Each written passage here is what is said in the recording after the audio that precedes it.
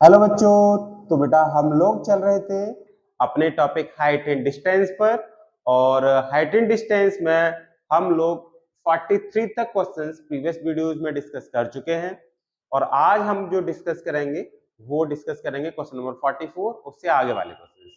और बेटा हम लोग ओल्ड आर डी शर्मा को सॉल्व कर रहे हैं, ये बात आप याद रखिएगा। ओल्ड आर डी शर्मा को हम लोग सॉल्व कर रहे हैं। तो क्वेश्चन नंबर 44 क्या है?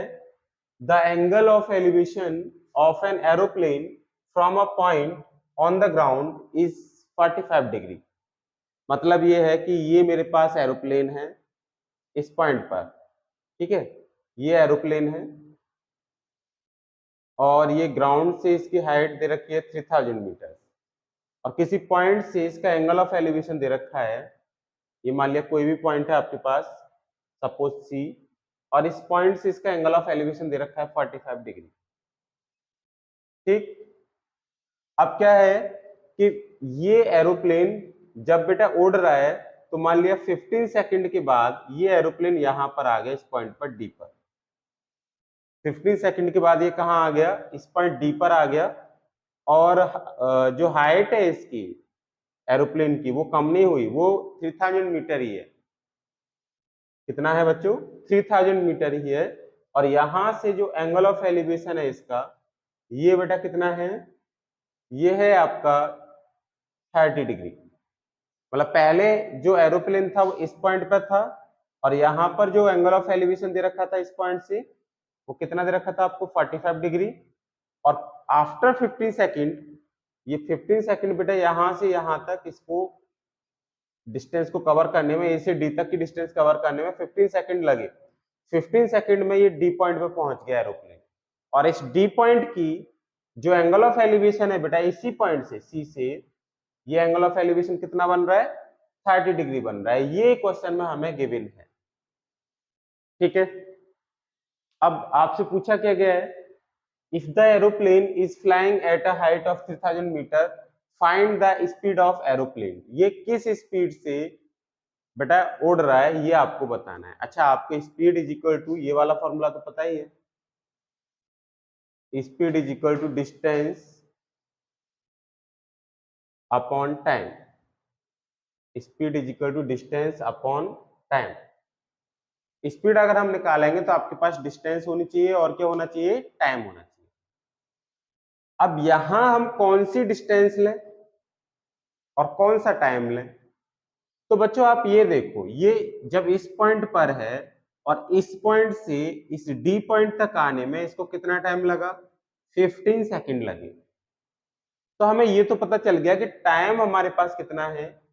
15 सेकंड है। टाइम कितना है? 15 सेकंड है। बट अगर मुझे ये और पता चल जाए कि ये जो ए से डी तक की डिस्टेंस है ये कितनी है, मतलब एडी कितना है, तो एडी अगर मेरे पास आ जाएगा बेटा, तो जहां डिस्टेंस लिखा है ना, वो डिस्टेंस के प्लेस पर हम उस वैल्यू को लगा देंगे। बस मेरे पास क्या नहीं है? डिस्टेंस नहीं है। डिस्टेंस का मतलब आपके पास एडी नहीं है, क्योंकि आप देखिएगा जो एरोप्लेन है, एरोप्लेन ने जो डिस्टेंस कवर की है 15 सेकेंड में, वो ए से डी तक कवर की है। ए से डी तक ये डिस्टेंस कवर किया बस उसने। पहले यहां पर था, अब उड़ के यहां आ गया। तो ये डिस्टेंस कितना है? टाइम तो मुझे पता है कि 15 सेकंड है, लेकिन डिस्टेंस कितना है? अगर मैं इस एडी को फाइंड आउट कर लूंगा और एडी को लगा दोगे आप यहां पर डिस्टेंस के प्लेस पर, तो वो क्या आ जाएगी? एरोप्लेन की स्पीड आ जाएगी, क्योंकि स्पीड हम निकालते हैं डिस्टेंस ओवर टाइम से। तो डिस्टेंस की वैल्यू बस हमें यहाँ पर लगानी है। अगर डिस्टेंस आ गया तो आपकी स्पीड आ जाएगी। समझ गए? तो हमें करना क्या है बच्चों? इस एडी को फाइंड आउट करना है। तो देखते हैं अब यहां पर बेटा हम एडी कैसे निकालेंगे। तो आपके पास दो ट्राइंगल दिख रहे होंगे, दो राइट एंगल ट्राइंगल, है ना। राइट एंगल ट्राइंगल्स को लेना है। एक ट्राइंगल दिख रहा होगा आपको सी बी ए, ये वाला ट्राइंगल,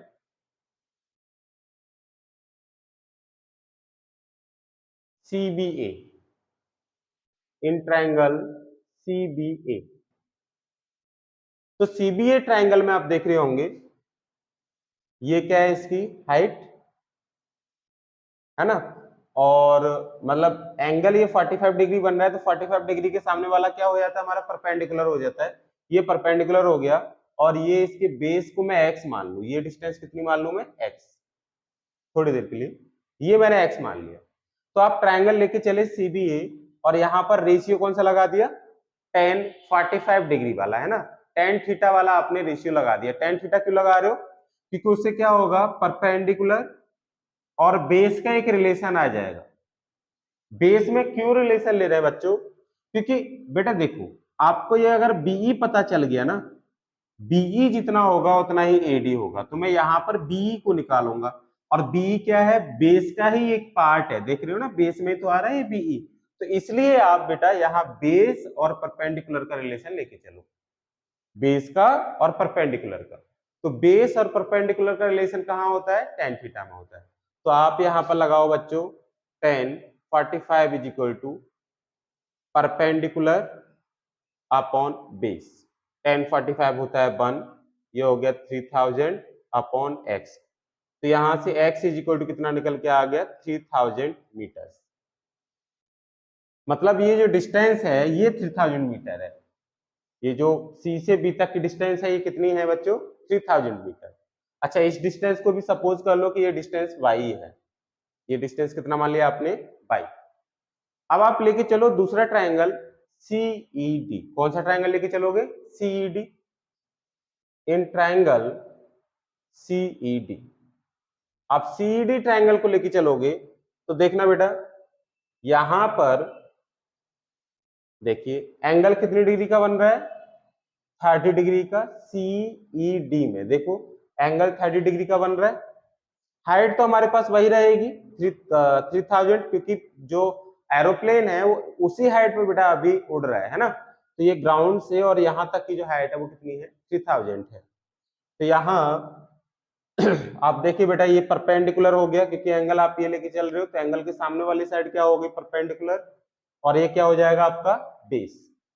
तो tan 30 degree is equal to कितना आ जाएगा बच्चों, परपेंडिकुलर अपॉन में बेस। बेस कितना है बेटा, बेस है आपके पास x प्लस वाई, बेस है आपके पास x plus Y.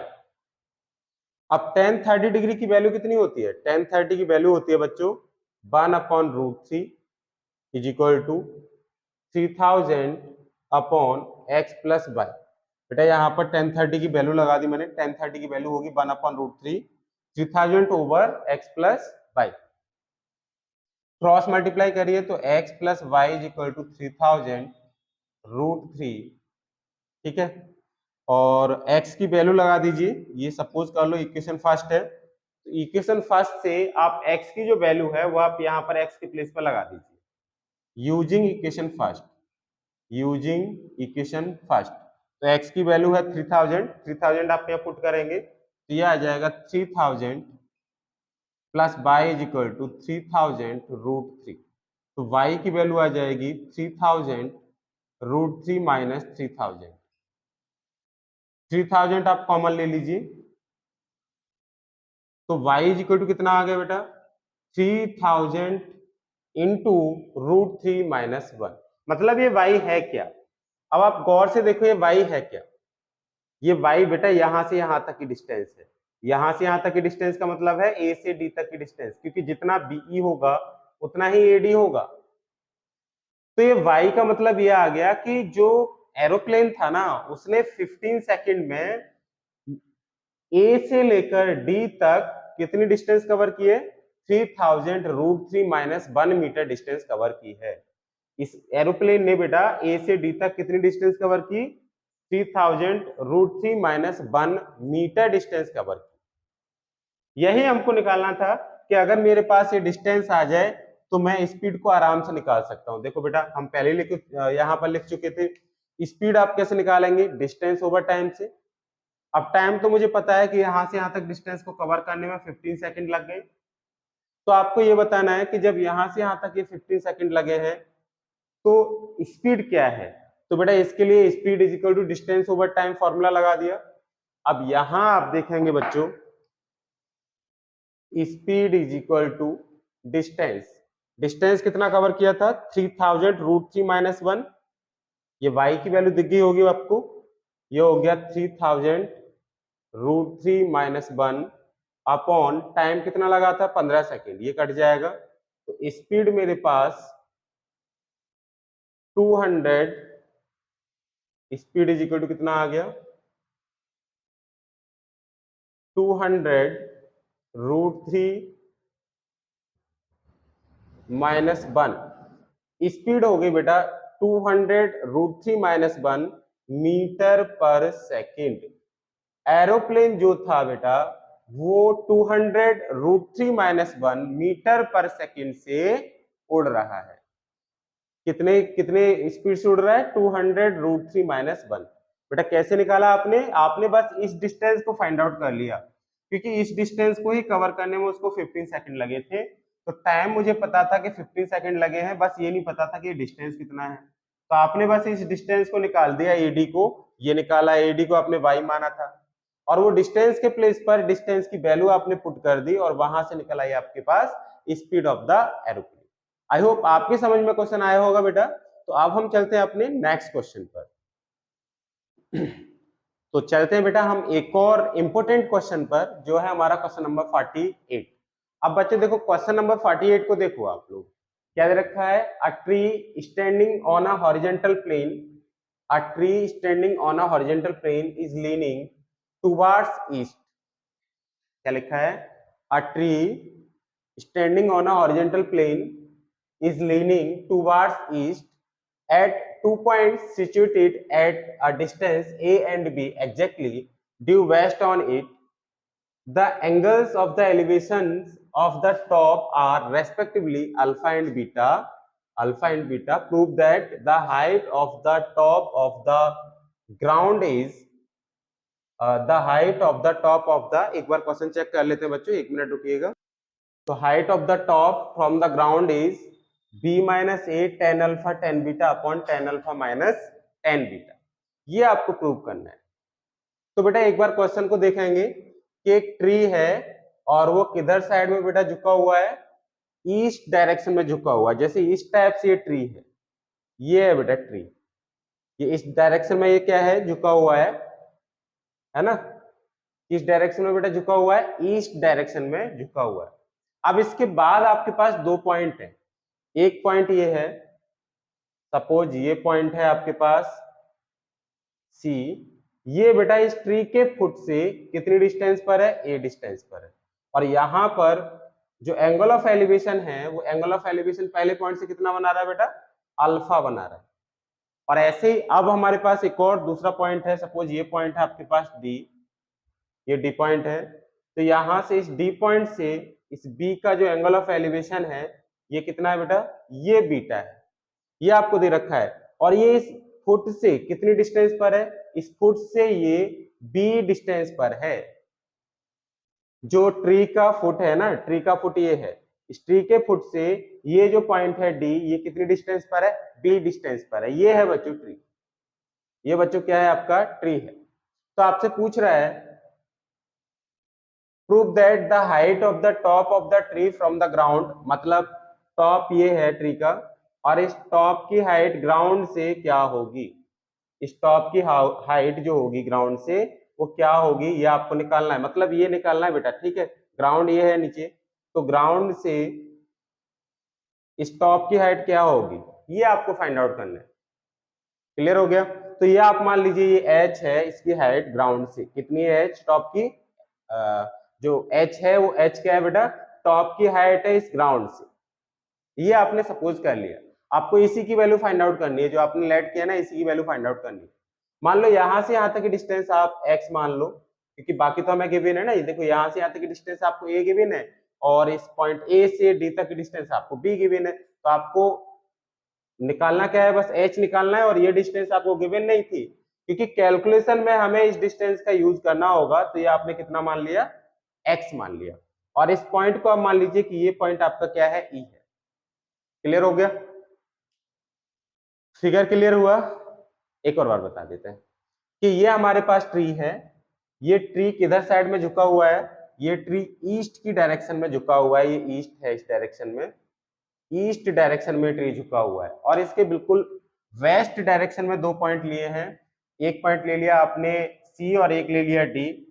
C point a distance पर है ये सी पॉइंट कितनी डिस्टेंस पर है बच्चों, ए डिस्टेंस पर, और जो बी पॉइंट है वो इस ट्री के फुट से जो डी पॉइंट है वो ट्री के फुट से कितनी डिस्टेंस पर है, बी डिस्टेंस पर है।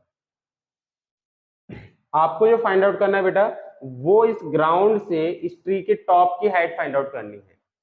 ग्राउंड से ट्री के टॉप की हाइट फाइंड आउट करनी है। तो बेटा यहाँ पर क्लियरली आपको 3 राइट एंगल ट्रायंगल्स दिख रहे होंगे और फटाफट से हम तीनों राइट एंगल ट्रायंगल को यूज करेंगे और इस एच की वैल्यू को फाइंड आउट करेंगे। चलो देखते हैं कैसे फाइंड आउट करेंगे। सबसे पहले आप ट्रायंगल ले लीजिए, कौन सा वाला, ए ई बी। कौन सा ट्रायंगल ले लेंगे बेटा, ए ई बी। देखते हैं, ठीक है बच्चों। तो सबसे पहले मैंने ट्रायंगल कौन सा यूज किया, in triangle A E B. ये पहला राइट एंगल ट्रायंगल यूज कर लिया, दिख रहा है ना बेटा सभी को, ए ई बी, देख गया। तो ए ई बी का आपने यूज कर लिया और यहां पर क्योंकि बेटा इस ट्रायंगल का जब यूज करेंगे तो इसमें कम से कम एक एंगल तो आपके पास होना चाहिए। इस 90 डिग्री को 90 डिग्री तो होगा ही होगा क्योंकि राइट एंगल ट्रायंगल है। इसके होने के बावजूद भी आपके पास इस राइट एंगल ट्रायंगल में एक और एंगल की रिक्वायरमेंट होती है जिससे कि आप इसे कैलकुलेट कर पाए, और वो एंगल हमारे पास है नहीं, है ना। तो मैंने अपनी ओर से बेटा इस एंगल को क्या मान लिया, थीटा सपोज कर लिया, क्योंकि कैलकुलेशन करनी है तो कुछ ना कुछ तो करना पड़ेगा। तो आपने बच्चों इस एंगल को क्या सपोज कर लिया, थीटा, मान लिया कि ये एंगल थीटा है। तो अब आप ट्रायंगल लेके चल रहे हो ए ई बी। कौन सा ट्रायंगल, ए ई बी। ए में देखिए बेटा tan theta is equal to perpendicular upon base. इन दोनों का आपने एक रिलेशन ले लिया, परपेंडिकुलर अपॉन बेस। अब ये इक्वेशन मान लो फर्स्ट। आपके पास दूसरा राइट एंगल ट्रायंगल कौन सा है बच्चों, दूसरा राइट एंगल ट्रायंगल है सीईबी। दूसरा राइट एंगल ट्रायंगल कौन सा है, सीईबी। सीईबी दिख गया ना। तो यहां पर एंगल कितनी डिग्री का बन रहा है बच्चों, अल्फा डिग्री का बन रहा है।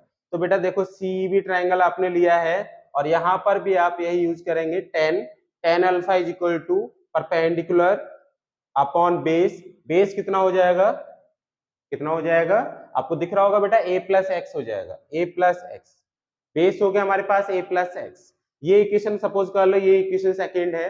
नाउ अब बेटा आप यूज करो तीसरा ट्रायंगल, थर्ड ट्रायंगल कौन सा है, डी ई बी, है ना। और केवल राइट एंगल ट्रायंगल का यूज करेंगे, बाकी ट्रायंगल्स का यूज नहीं करेंगे। तो जो तीसरा ट्रायंगल है बेटा वो कौन सा है आपके पास, इन ट्रायंगल डीईबी। आपने डीईबी ट्रायंगल ले लिया और ये हो जाएगा tan beta is equal to perpendicular upon base. Base कितना आ जाएगा बेटा, बेस आ जाएगा, देखो यहां से यहां तक की डिस्टेंस b है, ये डिस्टेंस कितनी है आपकी b, और ये डिस्टेंस x और जुड़ जाएगा। तो टोटल डिस्टेंस ये b plus x, b plus x, b plus x कितना, b प्लस एक्स कितना बेटा, b प्लस एक्स ही आ जाएगा, ठीक है।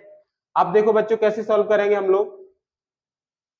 आप लोग जो हमारे पास h निकालना है तो इस h को कैसे फाइंड आउट करें, h ही तो निकालना है, तो h को हम कैसे फाइंड आउट करेंगे, ये देखो बेटा।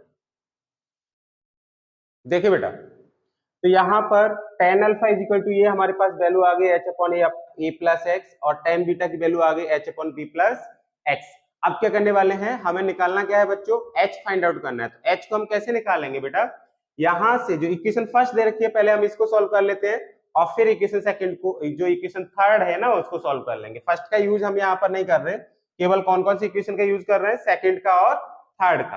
तो देखिए बच्चों यहां पर मैंने क्रॉस मल्टीप्लाई कर लिया, ये आ जाएगा सॉल्विंग इक्वेशन सेकंड।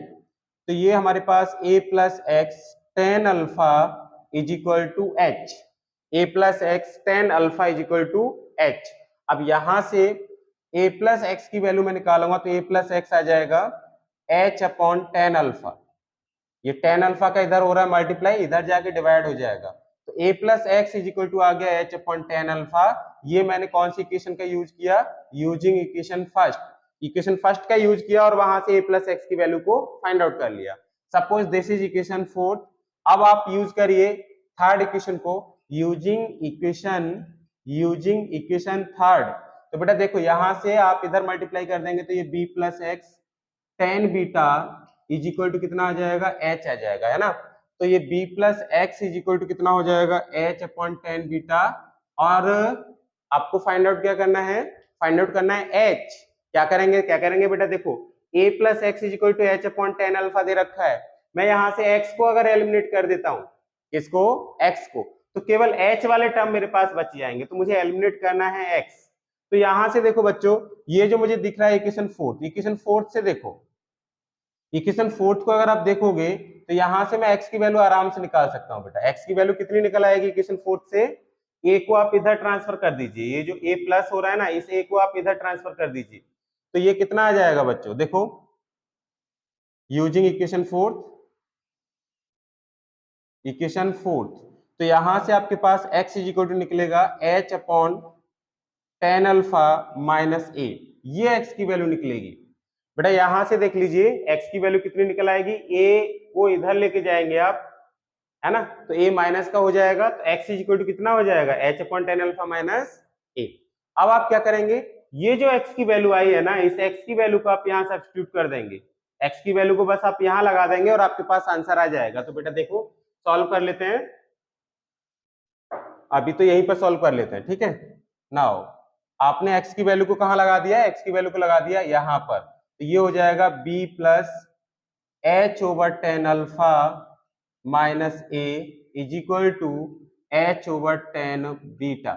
अब आप क्या करेंगे बच्चों, ये जो h अपॉन टेन अल्फा है ना, इसको इधर साइड ले जाइए, तो ये हमारे पास हो जाएगा h upon tan beta minus h upon tan alpha, है ना। तो b minus A is equal to h upon tan beta minus h upon tan alpha. आपको h फाइंड आउट करना था, ये केवल h की फॉर्म में आ गया ना h की फॉर्म में। अब बस हम इसे कैलकुलेट करेंगे और हमारे पास h आ जाएगा। h का मतलब क्या आ जाएगा, आपके पास ग्राउंड से टॉप तक की डिस्टेंस आपके पास आ जाएगी।